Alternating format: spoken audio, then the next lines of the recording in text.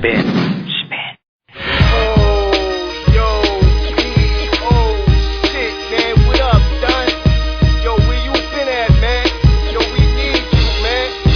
By bringing LeBron James to Manila, we hope to inspire his Filipino fans to achieve greatness by witnessing someone who has made history throughout his career. Hey, LeBron James!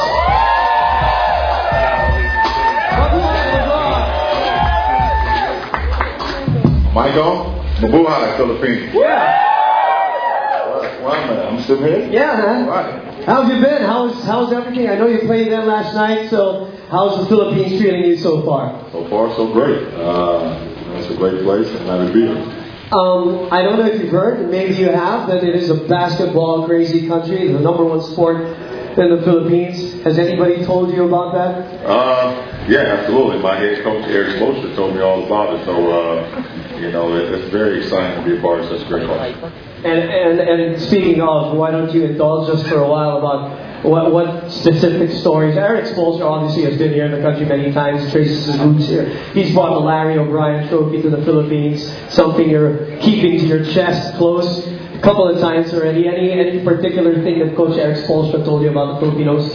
Well, he just said it's a great culture, man. They're very passionate about what they love and what they believe in. And, with basketball being huge and probably the biggest sport over here, they're very passionate about it. So, I love the game of basketball, so I'm happy to be able just to, come here, try to inspire, the best way I can, and leave a great impression. When you talk about your dreams, when you were a kid, you obviously dreamt of being a basketball player, a basketball star, but being a global sports icon, was that ever, did that ever cross your mind? And now you've got fans all over the world, halfway across the world here in the Philippines, waiting for you. Later on this afternoon, it's going to go crazy. Do you ever think about that, being a global sports icon? No, growing up, you never think about that. You don't really understand that the game and the world is as big as it is. So my whole dream was, trying to get better each and every day. Mm-hmm. And I had a dream about wanting to play in the NBA, and that was my only mindset.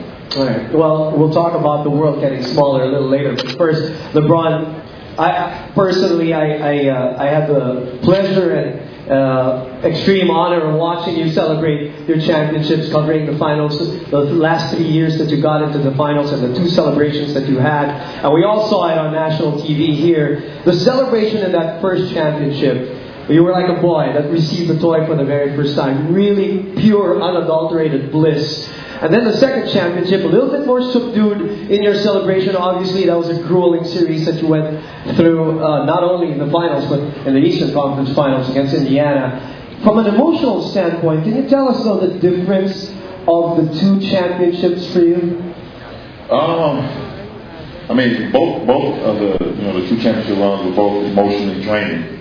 Because you're going from one series, from one game to the next game to the next game, and a playoff game is probably 5 times as difficult than one regular season game. So, they both was emotionally draining, but the emotions, ran high, ran low, throughout both series. My first year last year against OKC, we lost game 1, so my emotions was very low at that point in time. And, but I kept a cool head about it, and we were able to win 4 straight. And, obviously, I showed, my emotions after that game. This year, I was out on the floor the whole time. So, going against a great San Antonio team, I knew the hard work. I knew how well they pushed us for that championship. So, it was just basically like a sign of relief, and that we were able to accomplish that goal.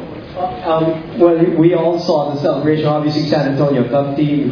4 future Hall of Famers there, from the coach down to the players, and we understood how physically it was so tough for you. But just out of curiosity, what was the first thing that crossed your mind when it was handed to you, the second championship? You always say winning 1, and everybody says winning 1 is already tough, but defending that and winning it again, that's elite company right there. No, absolutely. I think the second, they always say, once you win the first one, they start to become easier.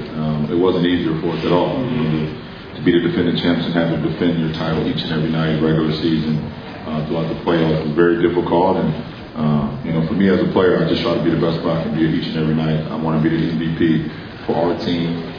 try to be the best player on the floor each and every night. So, I was excited and happy and pleased with myself as an individual. I was able to make enough plays to help our team win. Well, you talk about the individual effort. We all know what you can do individually. You have the accolades, individual accolades to prove that. But you always say it's never been about that. And even in interviews, during your career, you've always been a team player. It was always about a team. Sometimes you get criticized by it, but you stuck to it, and it's gotten you 2 championships. How did you evolve into becoming a leader, not just an individual great player, and then motivate your teammates? I think my little league coach, Frank Walker, first of all, showed me the game and how to play the game the right way.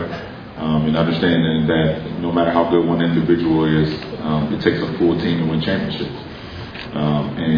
My first year ever playing organized basketball, we won a championship. And, from that point on, I knew this was the right way to play.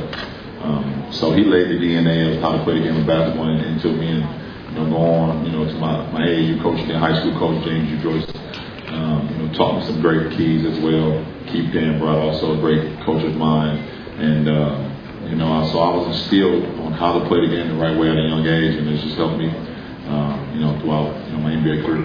And you talked about young age. I know you do a lot of work with the kids, LeBron. You have your own foundation, also the LeBron James Family Foundation. You do a lot of work with the Boys and Girls Club of America. A lot of kids from Akron, Ohio. Obviously, you have the I Promise band right there. Tell us about your work with the kids, because that's the most important thing for you too. Well, that's besides the game of basketball, it is the most important thing for me to be able to inspire the youth, not only in my hometown but all over the world. But my hometown back in Ohio raised me, it molded me to the person I am today, to the man I am today, and I understand what those kids are going through on a day-to-day basis, being from that place. So for me to be who I am, to be in the position I am, to be able to give back to those kids, to inspire those kids, and help them push towards greatness in whatever field that they enjoy, it's a joy for me, and I will continue to do that because it's a passion of mine. You accepted your MVP award with a lot of kids. You were talking about the I Promise band. What is that all about? For people who don't know, what is that all about? Well, the I Promise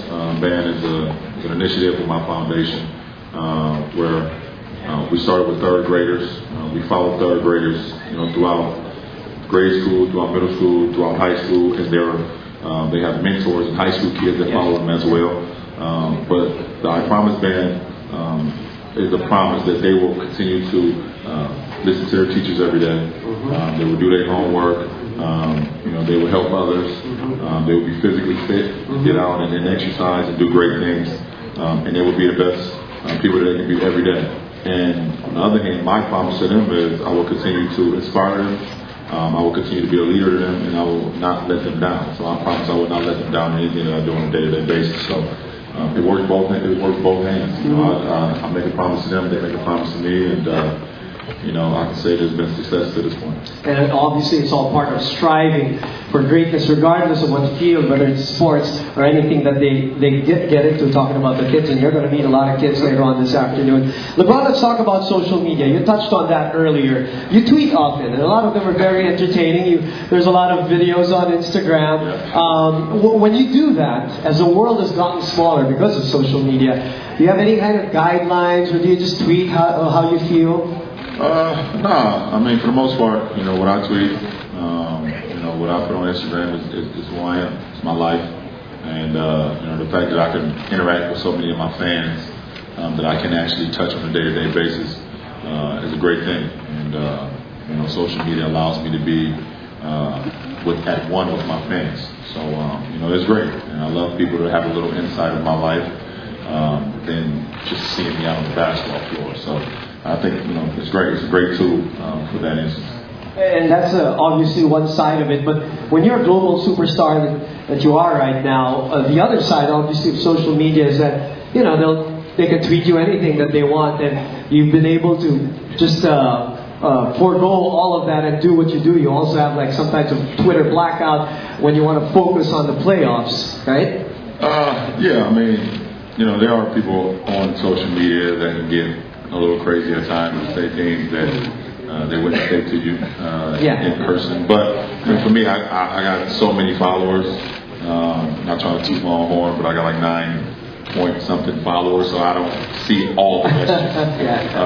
But you know, I think it's great, man. It's a way for people to, you know, I guess, you know, be who they want to be able to exercise who they want to be, but they can get out of control at times too.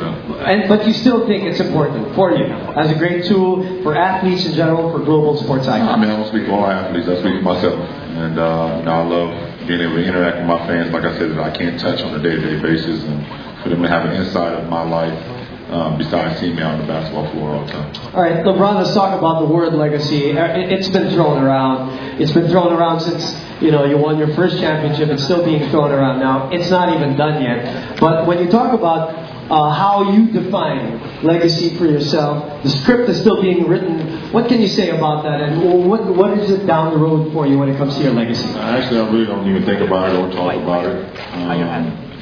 I'm 28 years old. I got 10 years in the league, and you know, I got a lot more to prove to myself. I got a lot more to accomplish that I want to accomplish, and you know, the word legacy is always, you know, thrown around very early in our sport, or sports in general.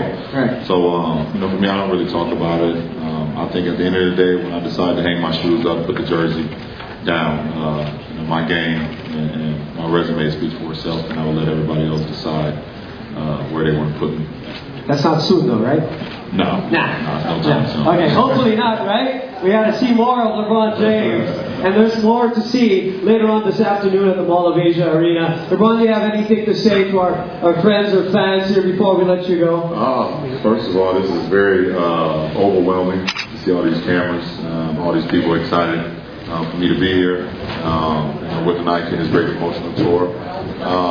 I can't believe this is my first time here, understanding how great the game of basketball is here, but this definitely is not my last. So I'm looking forward to I'm definitely looking forward to what today brings, and we're going to have a lot of fun. We're going to do a lot of great things, we're going to see some great basketball, and I'm here. Well, there's a reason why it's your first time. You were busy winning championships and MVPs. Ladies and gentlemen, LeBron James!